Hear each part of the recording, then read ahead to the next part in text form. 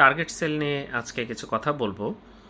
আমরা যখন peripheral blood film করি তখন কিন্তু সেখানে টার্গেট সেল পাওয়া যেতে পারে।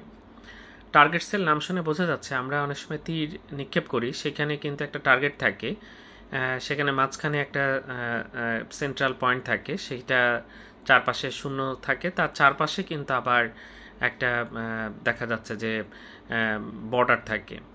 তো টার্গেট সেলও ঠিক এরকম সেল পাওয়া যায় বিভিন্ন অসুখে, কিন্তু এই সেলটা পেরিফেরাল ব্লাড ফিল্মে পাওয়া যেতে পারে টার্গেট সেলের মতো।